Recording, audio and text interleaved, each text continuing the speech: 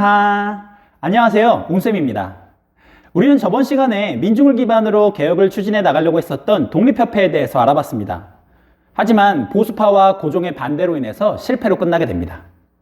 오늘은 민중을 기반으로 개혁을 하지 못했던 이 조선이라는 나라가 황제권을 중심으로 근대화를 추진해 나가려고 했었던 개혁, 광무개혁에 대해서 알아보도록 하겠습니다. 이 광무개혁은 황제 중심으로 좀 추진된 개혁이기 때문에 이 광무개혁을 생각했을 때 선생님은 이집트의 파라오, 전제군주 있죠? 이 파라오가 만들던 피라미드 뭐 이런 것들이 생각이 나더라고요.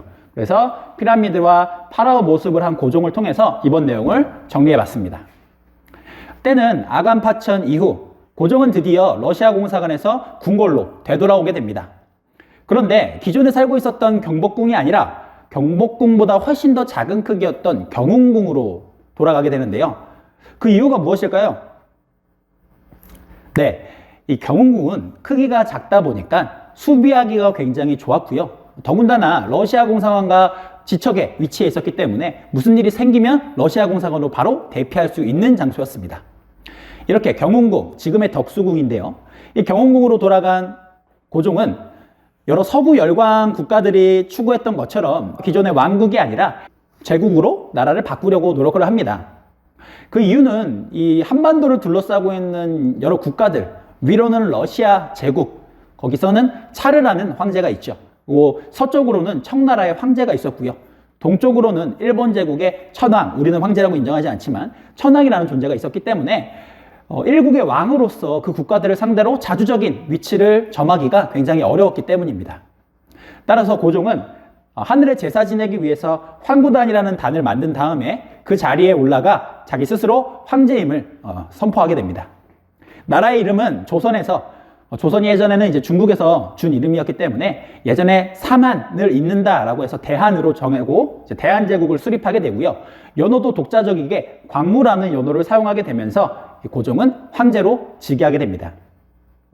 이 고종은 이전에 민중을 기반으로 했었던 독립협회를 해산시켰기 때문에 이 근대화라는 목표를 추구해 나갈 때 동력이 될 수 있는 사람들은 고종, 황제, 자기 자신과 그리고 소수의 지배계층 인원들밖에 없었습니다. 그래서 이 고종 황제는 황제 중심으로 개혁을 추진해 나가는 개혁, 당시에 연호였던 광무를 따서 광무개혁을 실시하게 됩니다. 개혁을 실시하기에 앞서 한 가지 원칙을 만드는데요. 그 원칙이 구본, 신참이라고 발표했습니다. 구본은 옛것을 근본으로 한다라는 뜻이고요. 신참은 새로운 것을 참고한다라는 뜻입니다.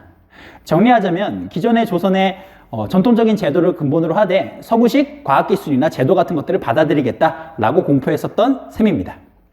우선 구본적인 모습을 보여주는 개혁을 먼저 알아본다면 대한국 국제를 발표한 걸 볼 수가 있겠습니다.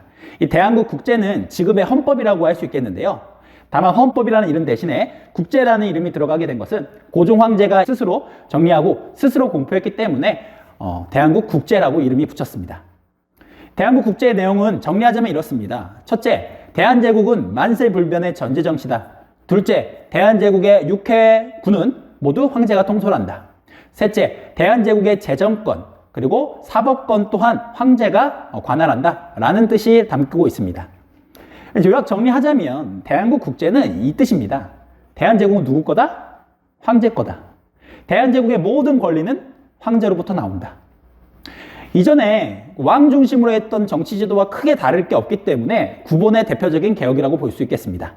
다만 황제의 권한을 법으로 명시했다는 점이 이전과는 조금 더 나아진 방향이라고 할 수 있겠습니다. 이번에는 신참, 새로운 과학기술이나 제도를 받아들인 것을 보겠습니다. 고종 황제는 나라가 부강해지기 위해서는 산업이 굉장히 중요하다고 생각을 해서요. 한양에 전철을 깔기도 했고요. 궁궐안에는 전기까지 들게끔 했습니다. 이 전기가 궁궐안에 든 건 일본보다도 훨씬 더 빠르게 만들어진 걸로 알고 있습니다. 그리고 또한 성냥 공장이나 여러 가지 그 산업 공장들을 세우면서 산업을 진흥시키려고 노력을 했고요. 실용적인 교육을 위해서는 상공업 학교까지 만들면서 교육을 진행시키려는 노력을 했었습니다. 그리고 이런 여러 가지 개혁에 드는 비용을 충당하기 위해서 전국적인 토지 조사를 한 다음에 그 토지의 확인증을 발급하는 지계 발급 개혁을 실시하게 되는데요. 이 지게는 마치 사람에게 부여하는 주민등록증과 같아서 그 땅이 누구의 소유이고 뭐 언제까지의 소유인지를 밝혀주는 확인증이라고 생각하시면 되겠습니다. 이런 식으로 광무개혁이 진행됨에 따라서 광무개혁은 일정 부분 교육이나 그리고 기술 같은 부분에서 성과, 근데 큰 성과는 아니고 부분적인 성과를 내게 됩니다. 반면에 이러한 개혁들이 오로지 황제 중심으로 추진됐기 때문에 여러 민중의 힘이나 일선에 나가 있는 사람들이나 혹은 전문가들의 의견이 그렇게 크게 받아들여지지 않아서 큰 성과를 내지 못했습니다. 그래서 이 광무개혁은 지나치게 황제 중심으로 진행됐다라는 한계점을 갖고 있습니다. 또한 이 광무개혁에 참여했었던 여러 관료들 사이에서 풍파가 만연하게 되면서 실제로 들여진 돈에 그리고 실행된 개혁에 비해서 민중 생활의 개선이 크게 이루어지지 않았다라는 한계를 가지고 있습니다. 이렇게 결국엔 마지막 기회가 지나고 말았습니다. 일제강점기가 도래하기 전 마지막 시기였었던 이 시기를 고종은 본인 중심의 개혁이었던 광무개혁을 추진하면서 시간을 보내고 맙니다. 앞으로 이 한반도를 둘러싼 일본과 러시아가 한판 전쟁을 벌이게 되면서요, 드디어 대한제국도 만국의 길을 걷게 됩니다. 이 만국의 위기 속에서 대한제국과 고종 황제는 어떻게 대처했을까요? 그 대처 방법과 상황은 다음 시간에 이어서 한번 강의를 해보도록 하겠습니다. 오늘 강의를 잘 들어주셔서 감사하고요. 다음 시간에 뵙겠습니다.